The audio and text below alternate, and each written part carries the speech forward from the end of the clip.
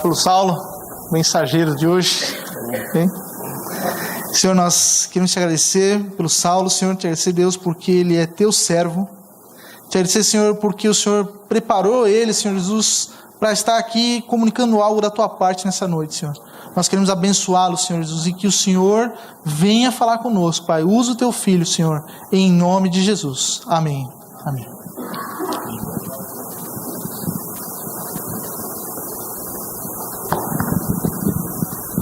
Boa noite, irmãos. A graça e a paz do Senhor Jesus. Essa questão, foi bom termos orado aqui pela questão do Nepal. Para quem tem acompanhado aí, tem visto a desolação do país. A cidade mesmo lá de Katmandu está quase toda em ruínas. E foi engraçado, nós estávamos em Campinas e eu ainda... Em 2010, quando eu fiquei na Índia, a gente participou da implantação da primeira igreja evangélica na cidade de Bodh Gaya, que é o norte da Índia e é a cidade do budismo. É a cidade onde tem lá a árvore do Buda, tem tudo aquilo, e a gente participou da implantação com uma igreja do Canadá, que plantou a primeira igreja evangélica naquela cidade. Isso em 2010 foi ter a primeira igreja evangélica naquela cidade. E aquela cidade também acabou sofrendo terremoto. Eu tenho um amigo ainda que trabalha na região, e eu estava na internet, de repente eu vi ele postando assim no Facebook assim, terremoto, meu Deus, tremeu tudo. E aí eu comecei a olhar site de notícias e não tinha nada ainda com relação àquilo. Eu mandei mensagem para ele, falei, Rafael, como é que você está? E depois ele mandou uma foto, ele teve que ficar dormindo em cima do carro, na carroceria do carro lá, porque não podia ficar dentro de nenhum prédio. No norte da Índia morreram ainda quase mais de 70 pessoas. E por mais que a mídia esteja falando algo em torno de 7 mil pessoas mortas no Nepal, esse número vai aumentar muito ainda. Esse número vai aumentar bastante. Aquela região é extremamente populosa, é muita gente, então nós precisamos orar, porque semelhante ao que aconteceu com o Haiti, que a nossa igreja participou ativamente, né, Pastor Gerson, do trabalho no Haiti, agora... Nós podemos nos envolver bastante orando, apoiando o trabalho lá do Silvio. O Silvio é um cara de Deus. Acompanhei também agora um outro missionário que estava com um filho de 14 dias que precisava voltar para o Brasil. E a criança não tinha passaporte. E ele estava lá, a gente estava vendo as fotos, eles estavam dormindo na rua, a esposa com um bebê pequeno. Imagina a situação de hospitais para um país que já não é uma referência nesse aspecto. Imagina só a situação daquelas pessoas. Eu recebi uma foto hoje das filas das pessoas para pegar água potável. Filas enormes, as pessoas com baldes para conseguir pegar água. É uma situação caótica e que nós precisamos orar e, naquilo que for possível, nos envolver para ajudar novamente, né? Bom, o que ficou para eu compartilhar com a igreja é sobre serviço. Temos trabalhado uma série sobre congregarmos, sobre estarmos juntos, sobre a razão de ser igreja. E no último domingo o pastor Gerson, antes do Ademar, o pastor Gerson falou sobre a igreja de Atos, quando ela se reunia e recebia as pessoas, compartilhavam das suas casas, dos seus bens para com todos. E quando o pastor Lênin conversou comigo a respeito de ser esse domingo, eu comecei a pensar em alguma coisa a respeito de serviço, comecei a buscar orar a respeito de serviço, e a imagem que mais me veio no coração é o texto de João no capítulo 13, e eu queria compartilhar ele com vocês.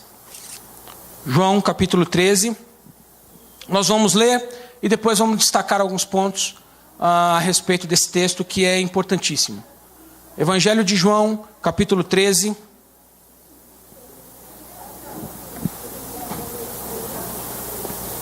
Acompanhe aí, abra a sua Bíblia, ligue aí seu aplicativo.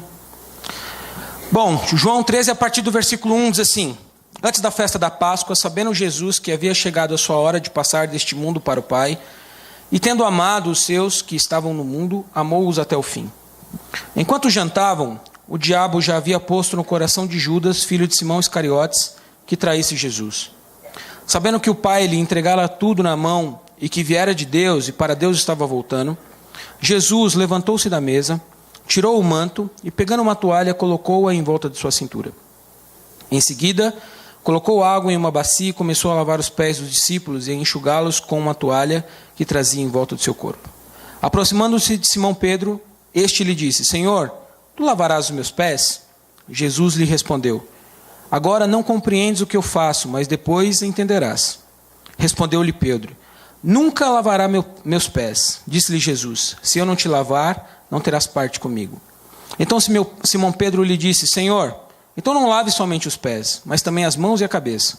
Jesus lhe respondeu: Quem já banhou, não precisa lavar apenas os pés, pois no mais está todo limpo. Vós estáis limpos, mas nem todos. Pois ele sabia quem iria traí-lo, por isso disse que nem todos estavam limpos. Tendo-lhes lavado os pés, tomou o manto e voltou a sentar-se à mesa e perguntou-lhes: Entendeis vós o que eu fiz? Vós me chamais de mestre e senhor, e fazeis bem, porque realmente sou. Se eu, senhor e mestre, lavei os vossos pés, também deveis lavar os pés uns dos outros. Pois eu vos dei o exemplo para que façais também o mesmo. Em verdade vos digo que o escravo não é maior que o seu senhor, nem o mensageiro é maior do que aquele que o enviou. Se de fato sabeis essas coisas, sereis bem-aventurados se as praticardes. Amém. Com a sua cabeça, vamos orar novamente.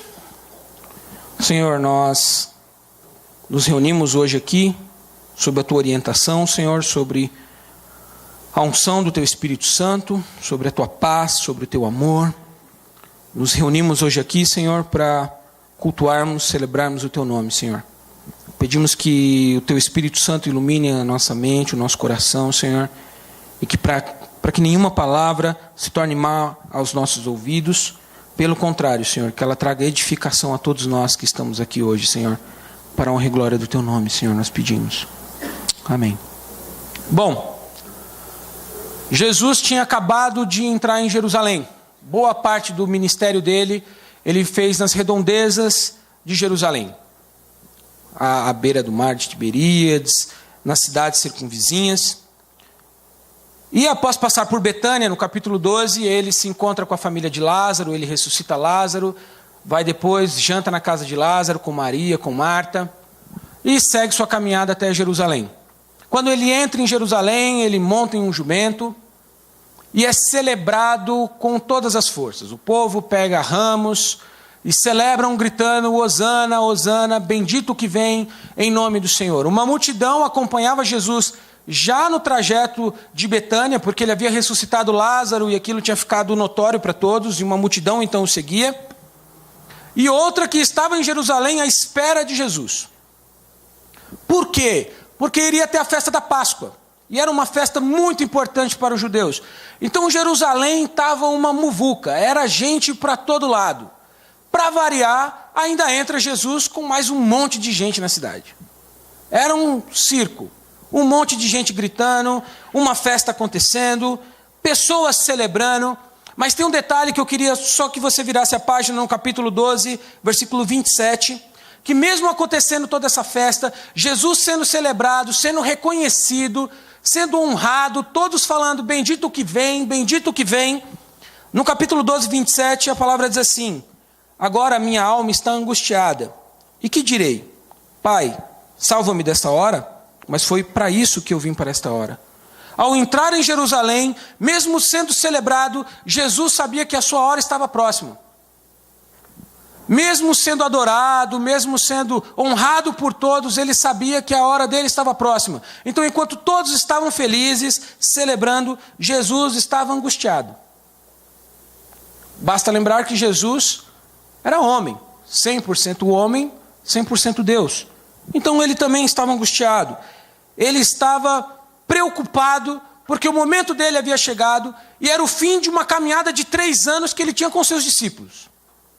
3 anos de ensinamento, de choro, de dor, de palavra, de repreensão, de bênção, de oração, de jejum, de uma série de coisas. Porém, esses 3 anos estavam perto de chegar ao fim. E a preocupação de Jesus era com seus discípulos. E então o que ele faz?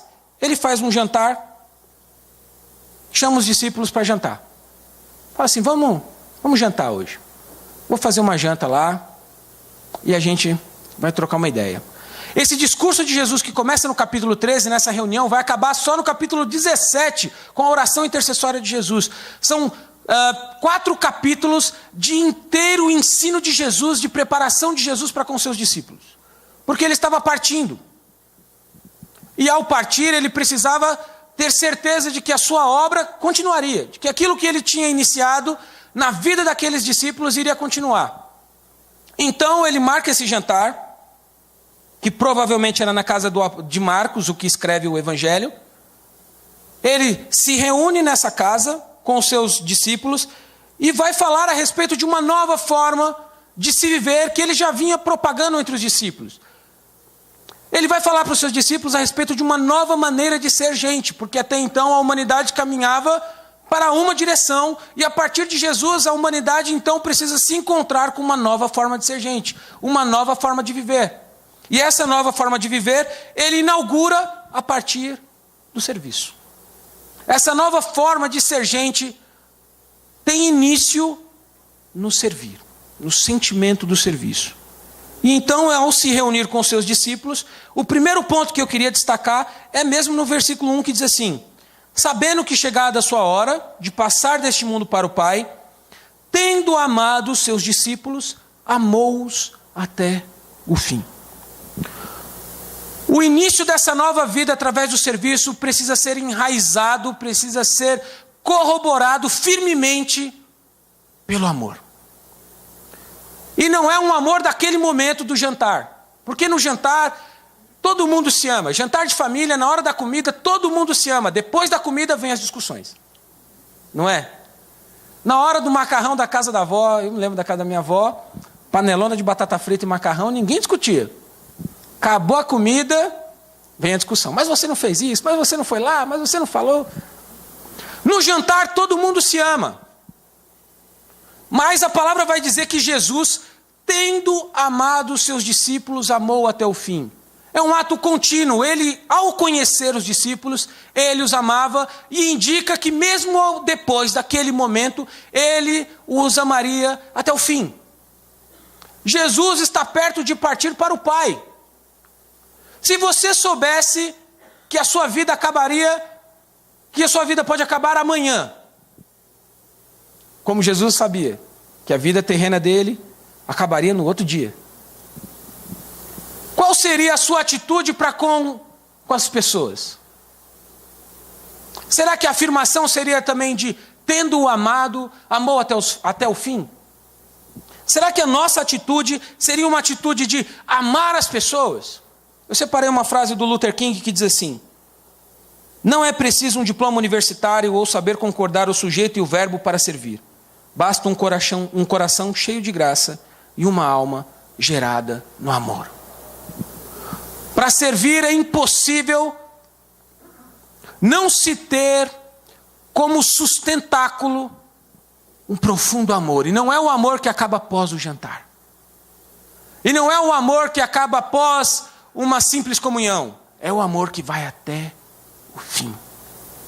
Ele mesmo falou para os seus discípulos mais à frente que ninguém teria um amor maior do que esse, de dar a sua vida pelos seus amigos. Se você soubesse que a sua vida pode terminar breve, você se entregaria e amaria? Infelizmente nós vivemos num tempo que é difícil falar sobre o amor, porque nós confundimos amor com momentos. E o que nós entendemos como amor é o que já diria o Raul Seixas: se hoje eu te odeio, amanhã lhe tenho amor. É uma coisa muito fluida, acaba rapidamente, passa. Do dia para a noite, você pode deixar de amar uma pessoa e passar a odiá-la. Ou do dia para a noite, você pode deixar de amar uma pessoa, ou deixar de odiar uma pessoa, e do nada você fala assim: nossa, agora eu amo essa pessoa. Só que esse texto indica que esse amor que Jesus sentia pelos seus discípulos era uma construção. Tendo amados, amou até o fim. O amor era essa construção que ele vinha tendo com os seus discípulos, no ensino, na repreensão, no jejum, no choro, na angústia. Perto da sua partida, Jesus amou-os até o fim. E amar não é manipulação. Confundimos hoje amar com manipular. Jesus não está amando os seus discípulos porque ele quer que eles completem a sua missão.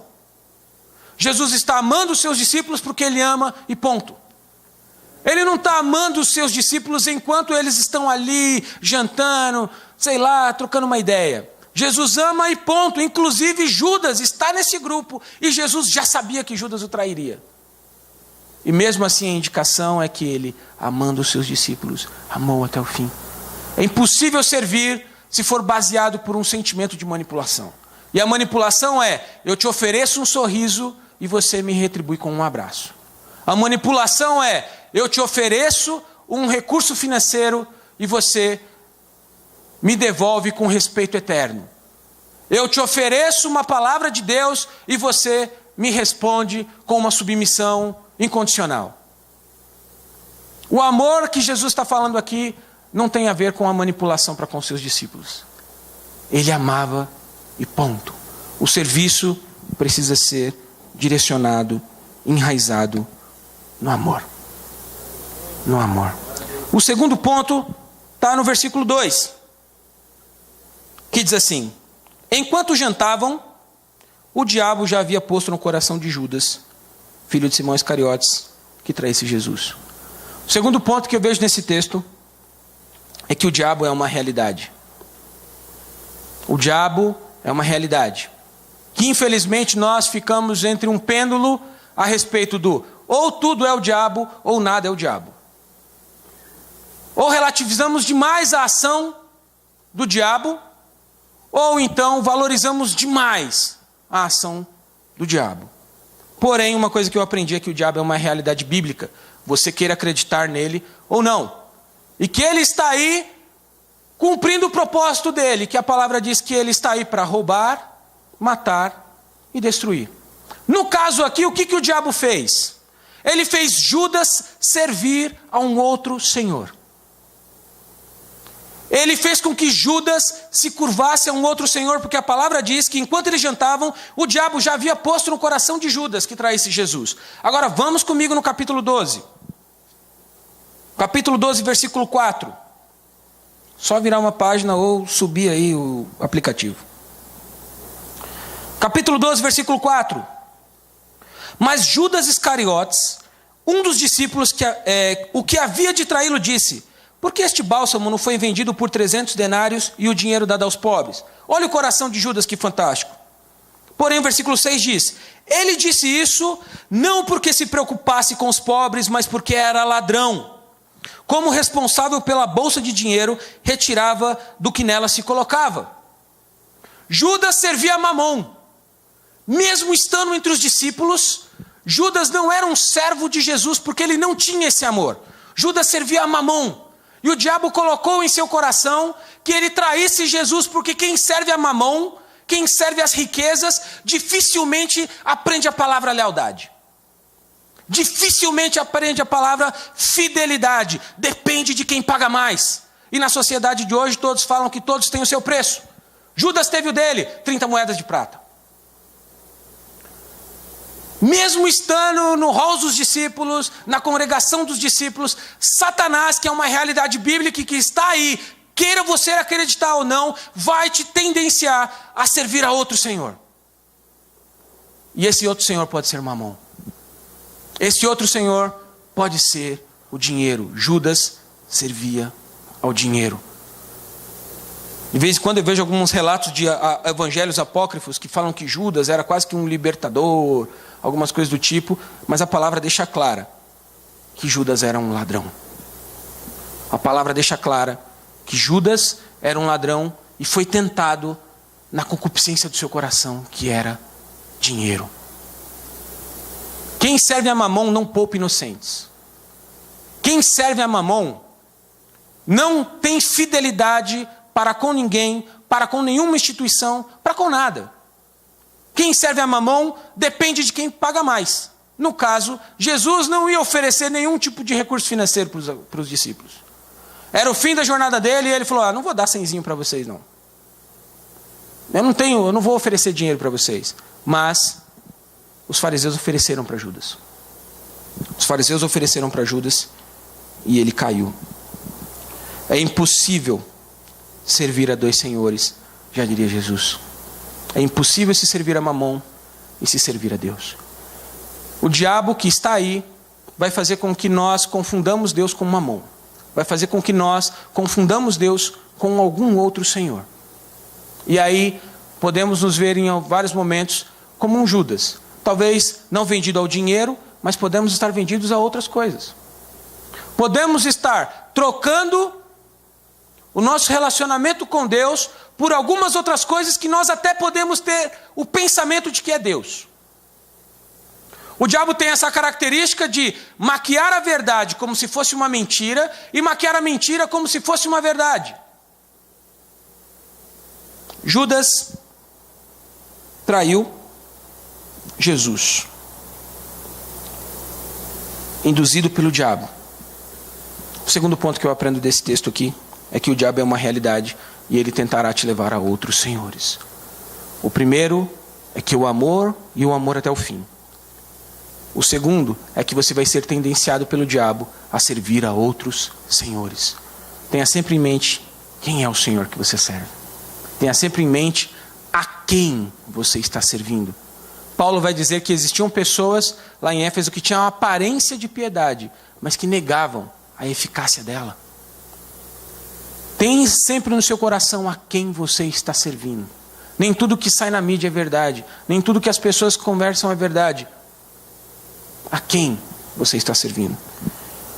E o terceiro ponto que eu aprendo nesse texto está no mesmo capítulo 13, vamos lá, versículo 4.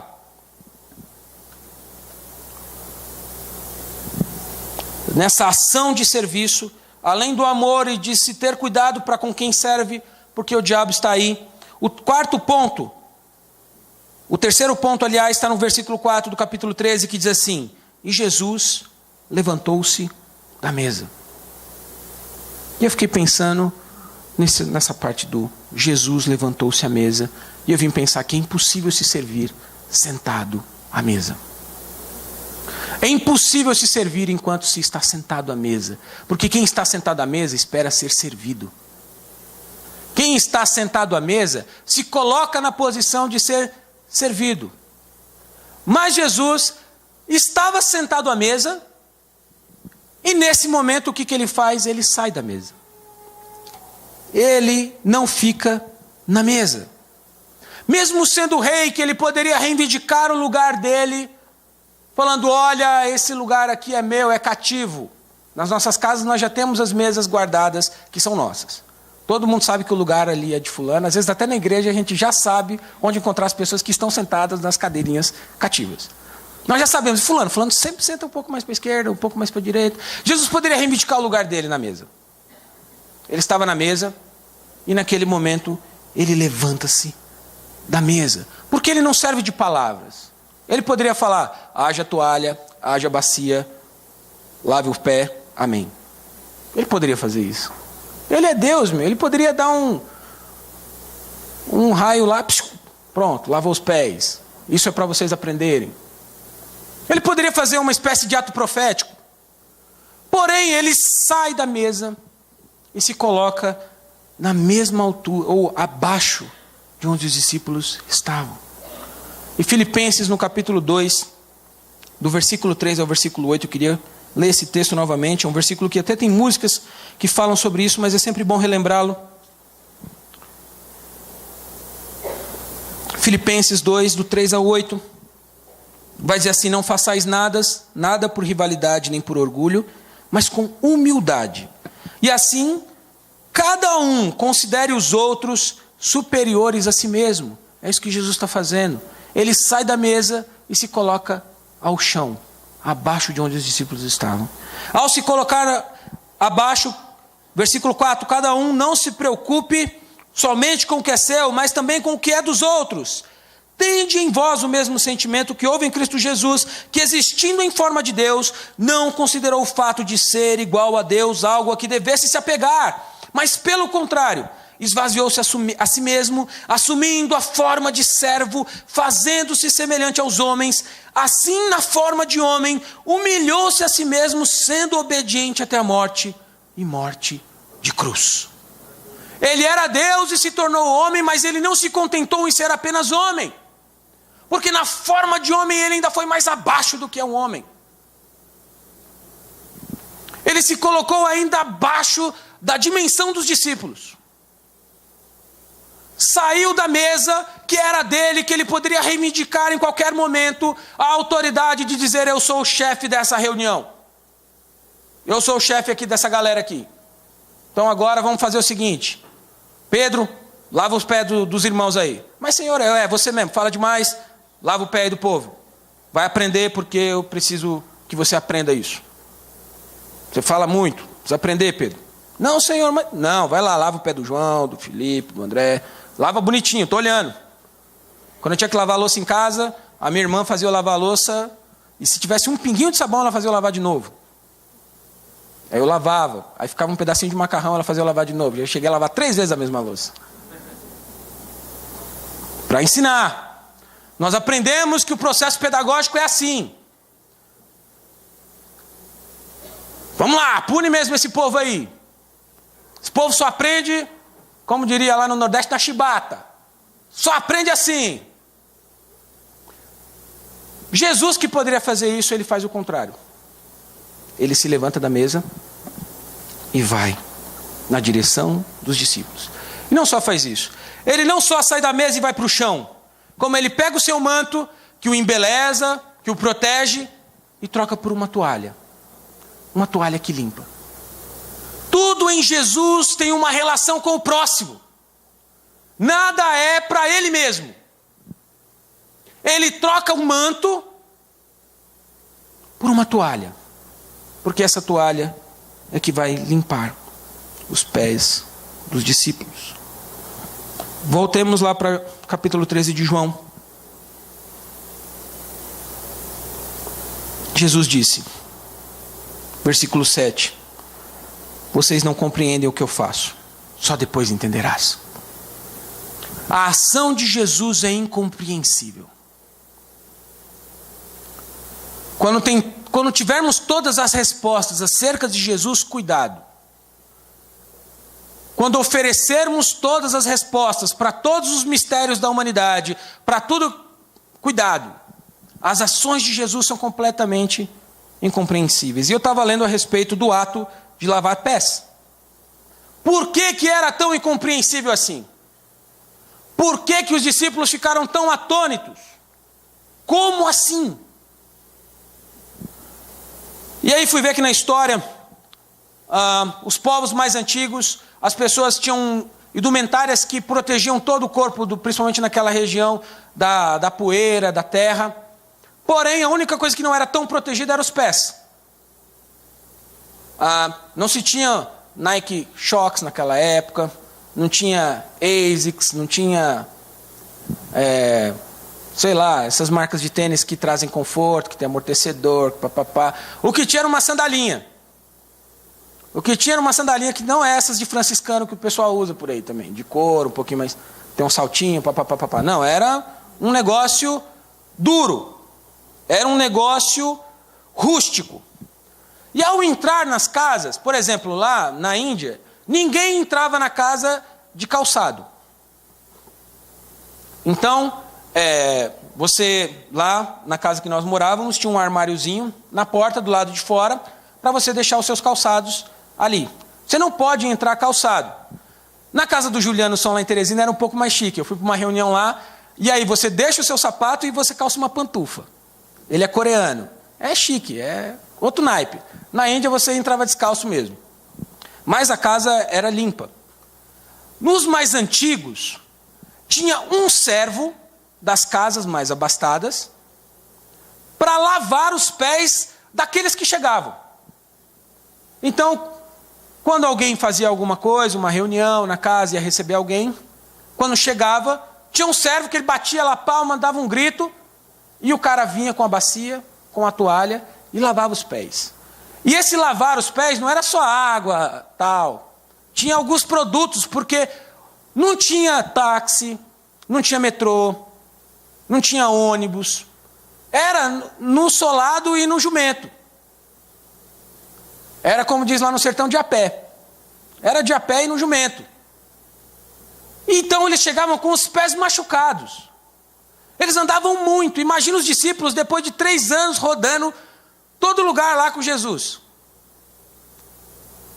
O negócio estava feio, encravada, né? Pedra no pé, aquelas pedrinhas que entram no meio dos dedos. Negócio ruim. Você já andou descalço na rua? Sabe? Já jogou bola no asfalto, que chutou, saiu tampão, aquela coisa toda. Isso era da minha época, né? O pé era zoado, o pé dos caras era zoado. Então tinha que ter alguém para fazer isso. Passava ali uns incensos, um negócio para melhorar o cheirinho dos caras. Pá, vamos entrar bem. Jesus era um anfitrião, mas ao mesmo tempo ele se coloca como esse servo. E por isso traz uma admiração nas pessoas. Como assim? Como assim Jesus, que é o anfitrião, que nos convida para jantar, que começa a falar de uma nova sociedade, de uma nova forma de se viver, como assim esse cara pega, se ajoelha diante dos meus pés e lava os meus pés? Pedro ainda é mais profundo. Fala, não, senhor, já que é para lavar, não lava só o pé. Joga aqui na cabeça, faz uma geral. Dá uma geral, lava motor, lava tudo, Jesus. Lava tudo que o negócio aqui está feio. Estou andando tem muitos dias. O Rexona venceu, Jesus. Dá uma geral em mim. Jesus fala para ele, eu estou falando sobre pés. Eu estou falando sobre caminhada. E aí eu fui ver sobre a função dos pés. Sobre a função do pé. E aí eu vim descobrir que ele cumpre principalmente 3 funções. Tem várias outras. Mas o seu pé, ele é o responsável pela estabilidade do seu corpo. Ele é o responsável pela estabilidade do seu corpo. Então, se o seu pé não estiver legal, seu corpo não vai estar tão bem.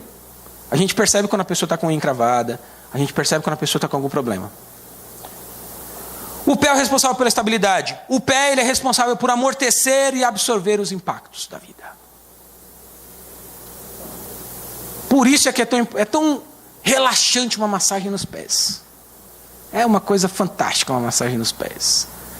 É uma coisa de Deus, a massagem nos pés. Os pés é responsável por sustentar e locomover o corpo. Simbolicamente, pense comigo que Jesus está lavando a estabilidade dos seus discípulos. Jesus está amortecendo os impactos que a vida trouxe. E Jesus está ajudando eles a se locomover. Jesus é fantástico. Ele se coloca nessa direção, se coloca abaixo dos seus discípulos e os ensina uma grande lição. E essa grande lição que eu queria chegar aqui para partir para o fim, que é o versículo 14. O versículo 13, aliás. Vós me chamais mestre e senhor. Fazeis bem, eu sou.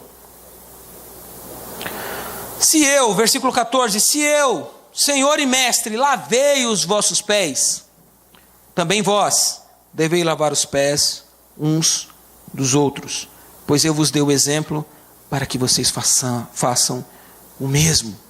Versículo 17. Se de fato sabeis essas coisas, sereis bem-aventurados se as praticardes. Não é só um ato bonito, simbólico, importante de Jesus. É uma lição que é imprescindível para os discípulos de Jesus. É uma lição que é imprescindível a todo aquele que profere o nome de Cristo, que é servir. E no servir não é eu sirvo aqui de cima e todos os outros estão abaixo. Então eu, na minha magnânima vontade, de vez em quando, recebo alguém.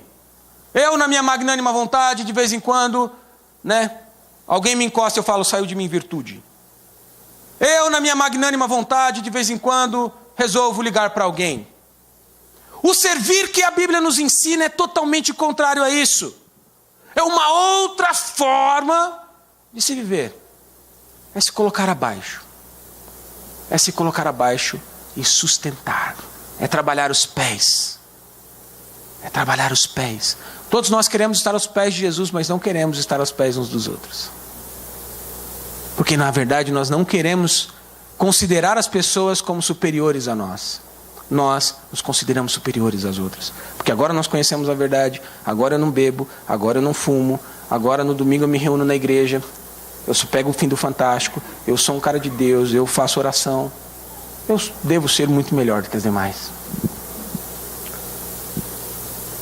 Para falar de serviço, esse texto nos ensina a ação de Jesus e a expectativa dessa humanidade que está caminhando com seus pés machucados.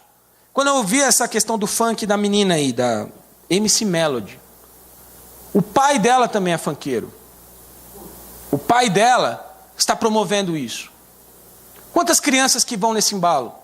Essas crianças vão render dinheiro a alguém. Essas crianças vão dar dinheiro para alguém. Ou você acha que ela vai ficar rica? Que ela vai comprar um carro agora com 9 anos de idade?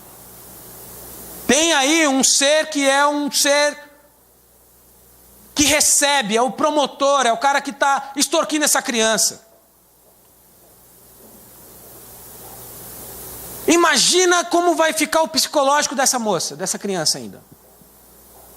Assim como uma vez eu vi um documentário na ESPN sobre os meninos que jogam futebol e a imposição de alguns pais por perceberem nos filhos uma fonte de renda. Então eles são terríveis com os filhos, fazem os filhos acordar cedo, comer ovo cru, leva no treino, fala, você tem que fazer, você tem que ser o melhor, você tem que fazer 2 gols. Se você não fizer 2 gols, era uma coisa absurda. Em Teresina, esses dias eu vi novamente, mais um jovem se suicidou. Teresina é a principal capital do estado em números de suicídio. Por que eu estou falando isso? A humanidade está cansada. As pessoas estão cansadas de andar de um lado para o outro. Seus pés, a sua estabilidade emocional já não existe. Hoje eu assisti um pouco do jogo do Palmeiras.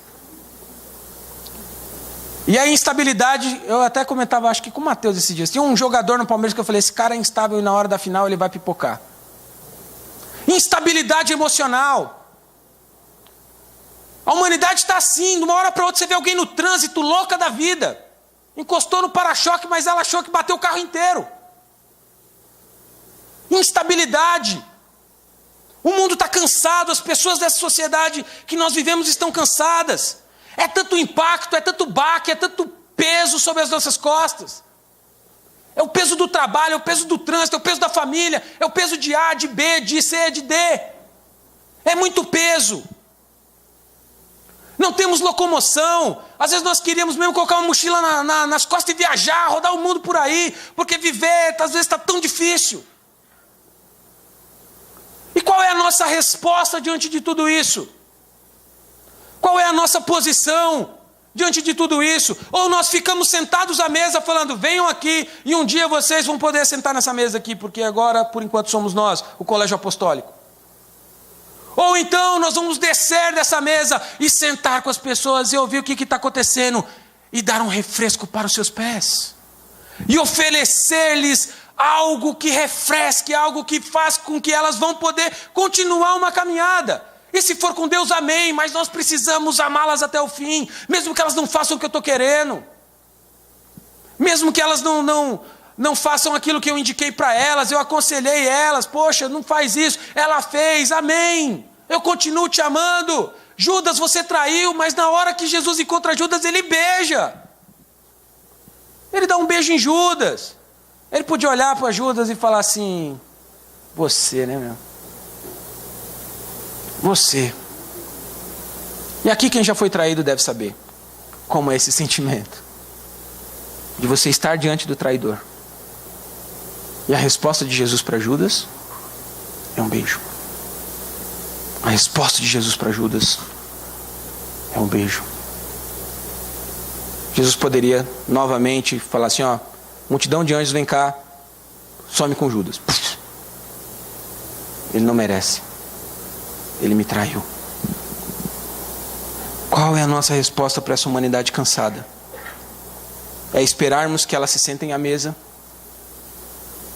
Ou nos ajoelharmos e compartilharmos com elas das suas dores? Qual é a nossa resposta para esse momento tão difícil que vivemos? Qual é a nossa posição de serviço? Sentados à mesa, questionando, falando, por que ninguém faz nada? Olha aí, mais um. Ninguém vai fazer nada? O menino assaltou lá, a repórter ao vivo. Ninguém vai fazer nada? Está acontecendo tal coisa aí. no Nepal morreu um monte de gente. O governo não vai fazer nada? Olha, aconteceu tal coisa. A Dilma está fazendo o quê? Cadê a Dilma? Cadê o Alckmin? Está faltando água na periferia. Ninguém vai fazer nada? Eu estou aqui sentado na mesa esperando Jesus para jantar. E o resto aí... A nossa função, assim como Jesus, é se levantar da mesa, nos ajoelharmos e ouvi-los. Quando eu estudava pedagogia, eu tive uma aula de psicopedagogia e falava sobre estar sempre na direção da criança. Então, na hora que a gente ia fazer trabalho em alguns lugares, a gente não podia ficar em pé. A gente tinha que se sentar. E aí a criança olhava para a gente na mesma direção. Jesus sabia dessa pedagogia, ajoelhou-se e olhou ainda para os discípulos de baixo para cima. É bonito, mas só seremos bem-aventurados se praticarmos. Eu queria orar com você para que Deus invadisse o nosso coração e nos trouxesse esse sentimento de serviço. Para que Jesus nos colocasse no nosso coração, porque Ele sabe que o nosso amor ainda é condicionado. Porque Ele sabe que, na verdade, a gente não quer sair da mesa. E Ele sabe que, na verdade, a gente não está nem aí para o diabo. Desde que o diabo não mexa no meu bolso, não estou nem aí para ele. Desde que o diabo não fira minha doença, não me traga uma doença, deixa ele aí. Deixa ele fazendo a festa dele aí. Deixa ele atormentando nos baile funk, desde que não seja na janela da minha casa. Deixa ele estragando a vida das crianças com pais violentos. Deixa ele aí, usando homens para bater em mulheres. Deixa ele aí. Deixa ele aí, levando dinheiro da Petrobras, levando dinheiro de tal. Deixa ele aí. Desde que não fira o meu bolso, desde que não mexa comigo, deixa o diabo aí. E às vezes ele está mais perto do que a gente imagina. Nós seremos bem-aventurados se praticarmos. Queria orar com você, se possível que você curvasse a sua cabeça e que você pensasse em qual mesa você está. Qual mesa você está? Às vezes é uma mesa de liderança, no seu trabalho, na igreja, na sua casa, na sua família. O que você tem na mão? Um manto que mostra a sua beleza, que mostra a sua força, que mostra o quanto você é bom. Mas Jesus quer que a gente aprenda a se despojar de algumas coisas que às vezes são boas para nós. Elas engrandecem o nosso caráter, elas engrandecem as nossas boas obras, engrandecem as nossas capacidades. Mas eu acredito e tenho sido desafiado por Deus, e eu ainda não estou conseguindo, mas eu tenho sido desafiado por Deus, que a mesa não é meu lugar. E eu acredito que ainda também não seja sua. Porque a palavra diz que um dia nós vamos estar sentados em uma mesa e Ele novamente vai nos servir. Mas esse dia não é hoje. Esse dia não é hoje. O que nós temos hoje é que colocar uma toalha nas mãos, pegar uma bacia com água e ajudarmos os viajantes cansados dessa vida. Ou às vezes você é esse viajante cansado e você não consegue fazer isso por outro, porque na verdade você nunca sentiu isso com você. Ou talvez você nunca se reconheceu como um viajante cansado. Então Jesus não vai lavar os seus pés. Ele só vai lavar os pés daqueles que se reconhecem como cansados dessa caminhada, dessa vida. Após isso, Jesus envia os seus discípulos e fala: vocês agora vão lavar os pés dos outros. Se você já sentiu o refrigério de Deus na sua vida, se Deus já foi o refrigério da sua vida nos momentos mais difíceis, mais desafiadores, no momento em que você achou que não tinha mais saída, não é para você colecionar glórias a respeito disso, é para você descer da mesa, pegar uma bacia, uma toalha e servir a tantos viajantes cansados, tanta gente sofrendo, tanta gente pedindo socorro, tanta gente morrendo. Você tem todas essas possibilidades e todas essas características de poder aliviar o sofrimento de alguém através do serviço. Não se prive disso. Não pense no jantar agora. O jantar é na glória. O jantar é na glória. Agora o que nós temos? Um monte de gente precisando ter as suas dores aliviadas. Senhor, que o Senhor nos ensine hoje aqui, Senhor. Oh Pai, me ensina, Senhor. Me ensina a amar até o fim, Senhor. Nos ensina aqui, Senhor, a não desistirmos nunca, Senhor. Nos ensina aqui, Senhor, a amarmos, mesmo os traidores. Nos ensina a amarmos, Deus. Nos ensina, Senhor, a acreditar até o fim. Nos ensina, Senhor. Nos ensina hoje aqui, Senhor, a qual Senhor nós servimos. Nos ensina hoje aqui, Senhor, a discernir as astutas ciladas do diabo, que às vezes nos coloca de joelhos diante do dinheiro, que às vezes nos coloca de joelhos diante do poder, que às vezes nos coloca de joelhos diante de qualquer coisa que não seja o Senhor, que às vezes nos leva a adorar, a cultuar Mamon, nos leva a cultuar Baal, nos leva a prestar culto a Pilatos, nos leva a prestar culto para um monte de coisa, menos ao Senhor. Nos ensina a discernir essa ação do inimigo, Senhor, porque o Senhor discerniu naquele momento.